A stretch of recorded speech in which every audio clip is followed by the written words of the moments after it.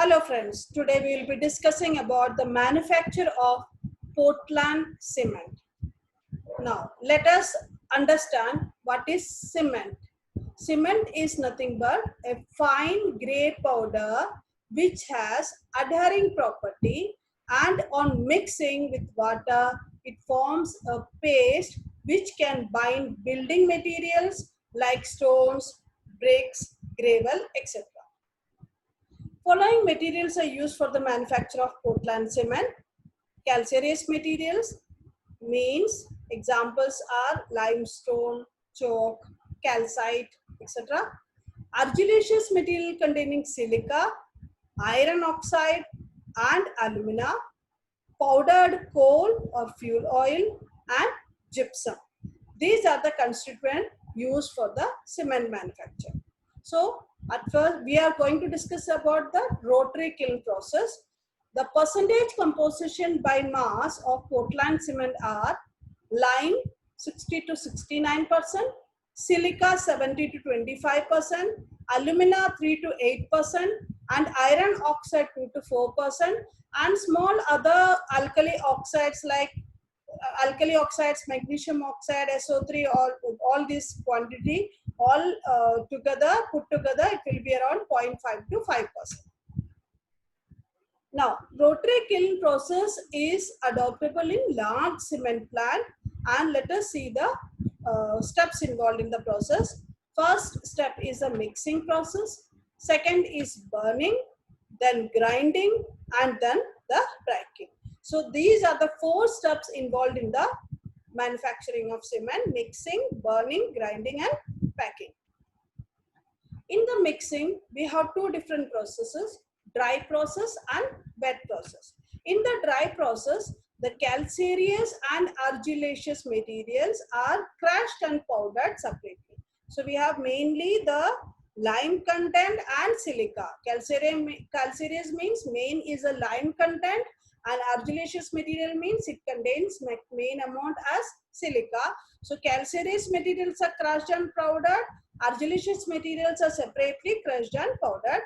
These are mixed in proper proportion to get the dry mix, which we call it as dry raw mix. It is kept ready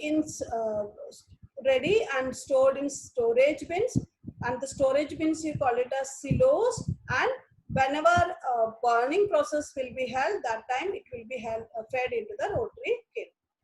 In the wet process, as the name indicates, we are mixing up water also. Let us see what we are doing is calcareous materials are crushed, powdered and stored in silos separately. Argillaceous materials are mixed with water in the wash mills. So the powdered limestone, that is calcareous material, and wet clay, that is argillaceous materials containing silica, both are led into grinding mill, and there it will be mixed in proper proportions, and it will form a paste called a slurry, and slurry will contain about 40% of water. This composition is suggested, and then it will be sent for the burning process. For the burning process, we have rotary kiln. This is the rotary kiln.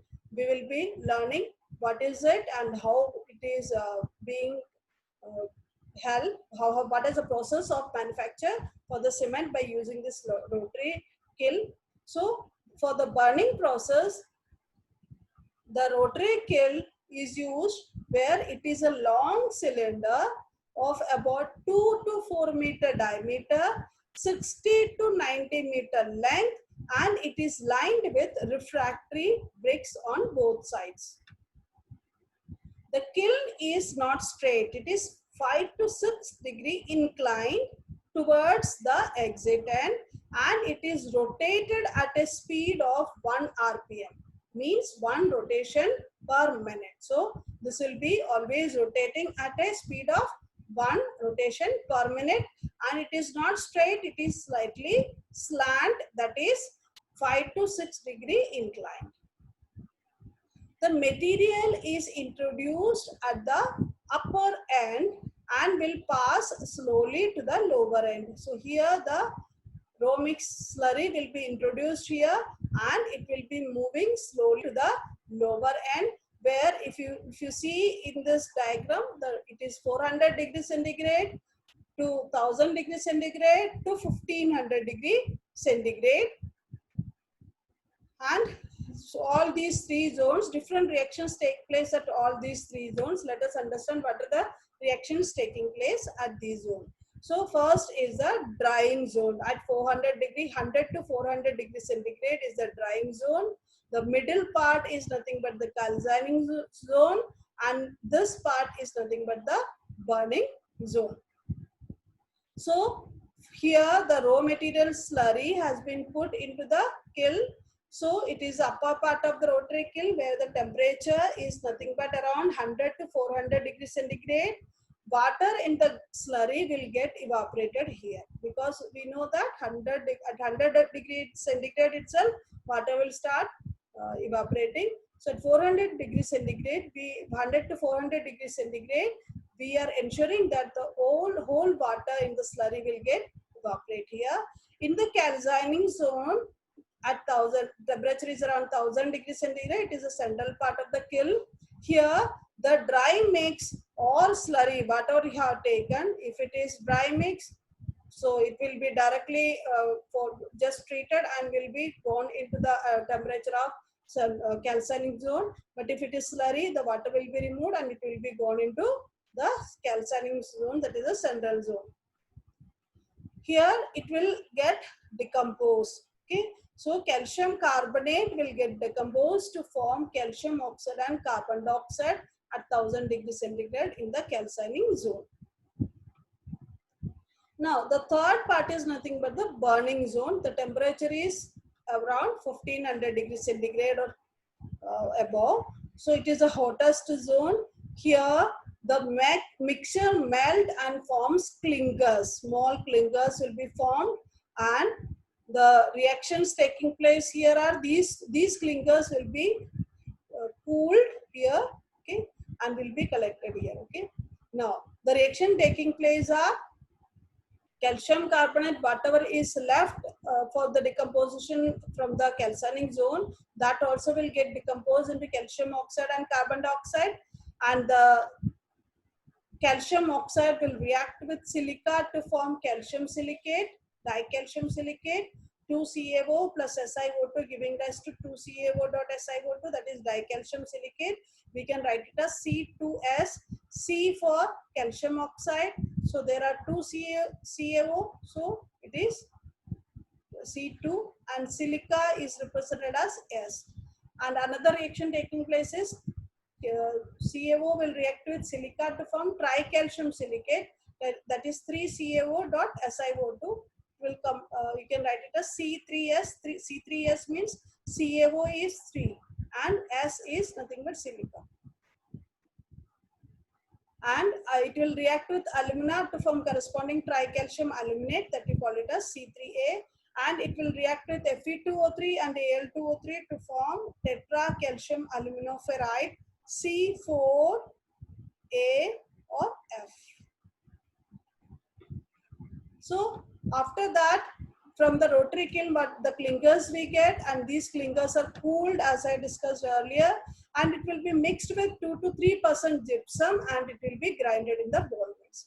Gypsum, what does it do is it increases the initial setting period of the cement. If it is not being added, then upon adding water, it will soon get settled. So to increase the initial setting period of the cement, we add some amount of gypsum so that this will not get set easily. And the ground fine powder of cement will be stored in silos and will be packed into 50 kg bags. So we talk of flow diagram for manufacture of cement. We discussed that we have calcareous materials, we have argillaceous materials. Calcareous materials are crushed in rolling mills, washed in washing mills, in the argillaceous materials. It is properly proportioned in the grinding in the ball mills. Okay, so argillaceous materials, if it is washed in washing mills, so we get slurry, or else we get directly the dry mix. So slurry or dry mix, whatever we have, it is collected and stored in silos, and then we have the rotary kiln where the fuel used is coal, and we get clinkers from rotary kiln after all the three stages has been completed. We will be sending it to coolers. Here we add some gypsum into that to increase the initial setting period. So that will be grinded and we get the cement. It will be weighed and packed into 50 kg bags. The next part is setting and hardening of the cement.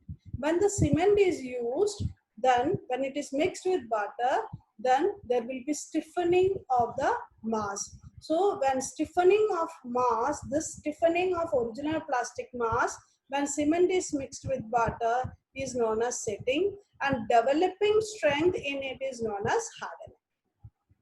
So setting is due to gel formation, okay, that will adhere to stones and sand, etc. Whereas hardening is nothing but developing of strength. That means it forms some crystalline products upon the hydration process. The whole process continues for about 20 days and various compounds will be formed. So we have C3A, C3S, C4AF, C2S, etc. C3A means tricalcium aluminate, tricalcium silicate, tetracalcium aluminoferrite, dicalcium silicate, etc. The hardening process will be continued for years if hydration is continued. If you don't if you don't put water, if it is dried, then the process of hardening will be stopped. But if you go on giving water, then the hardening process will be continued for years. The setting and hardening occurs in 3 stages: initial set, final set, and then hardening. So let us understand what is there in the initial set. When cement is mixed with water, the hydrolysis process for setting do not take place for about an hour. Okay, so if it will take place, then the hardening process will start and will not be able to put the cement on the mixture of stones or some like that. So we can mold it in any shape. So it is a plastic mixture, we can say, and we can say that with the time, like if there is jellification starts, and further if it is not disturbed until it gets a stiffness. Stiffness means we have a standard needle that may penetrate into certain depth. So that is the initial set, means it is not set properly so that standard needle can penetrate up to certain depth. In the final set, after few hours, what happens is this jellification will start continuing. After few hours of mixing, mixture will attain certain stiffness so that it will not be able to be molded further. So the standard needle cannot penetrate into the cement at all. So at first day, in one day, what happens is the reaction taking place is nothing but hydration of tricalcium aluminate and tetracalcium aluminoferrite. So see, C3A is tricalcium aluminate. It is getting hydrated, and tetracalcium aluminoferrite is also getting hydrated, and we get the corresponding products. So because of which, in first day, that is nothing but will take place almost the final set. Hardening means, I said, it will be the the stiffening will be, hardening will be taking place, means attaining the strength. Okay, so to attain the strength, further hydrolysis will take place, and this hydrolysis process will increase its strength. More number of crystalline products will be formed. It will be binded with each other, and this will continue till it is kept moist, and it can even continue for years if it is kept moist. Now the rate of hardening will of course decrease with time, and in 24 hours what happens is hydration of tricalcium silicate starts, and the process of this hydration will continue for at least 7 days. So we will be going on moisture, adding moisture, or we will be keeping it moist. That is, we'll be adding, we'll be putting water into that so that this hydration process will continue. So C3S will get hydrated to form tobermonite gel, and this the aluminate gel starts crystallizing, and dicalcium silicate gets hydrated in 7 to 28 days. So we say that maximum strength or hydration process will continue and will attain strength in 1 month approximately. So for 1 month, this hardening or attaining the strength will be continued for 7 to 28 days. So till this process will continue, that is the formation of all these crystalline products and tobermonite gel, we will be adding water to the cement so that it will attain more strength, more amount of crystalline products will be formed, and proper binding will be possible between these products. So let us see what are the reactions. Addition of gypsum also is necessary. The addition of gypsum will retard the dissolution of C3A, or we can say that by that process it will increase the initial setting period of the cement, so that we can put it can be molded in any shape and put for some time, for about 1 or 2 hours, to bind the stones and bricks. So the reaction taking place after addition of gypsum is C3A plus water plus gypsum will form insoluble calcium sulfoaluminate. Other hydration reactions taking place during the setting and hardening are as follows. Calcium silicate also will get hydrolyzed. Calcium aluminate also will get hydrolyzed. And the reactions taking place during the setting and hardening process are generally exothermic in nature, and due to lots of heat release, the volume of cement increases. The hydrated cement dissociate on heating by destroying the bond which held the mass together. Okay, so the process will, all these processes are exothermic, so we need to give more amount of water so that all this heat liberated will also be distributed here and there. So there is a possibility of increase of volume of cement also. So if we don't take care of that, it will dissociate on heating and will destroy all the bonds formed by those crystalline products.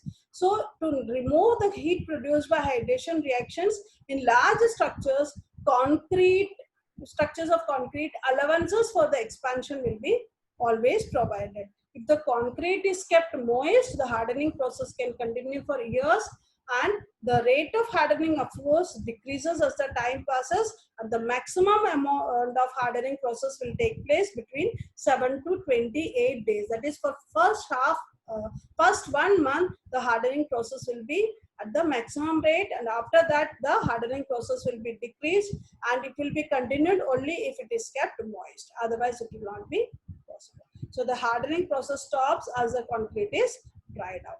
That's all for today. Thank you.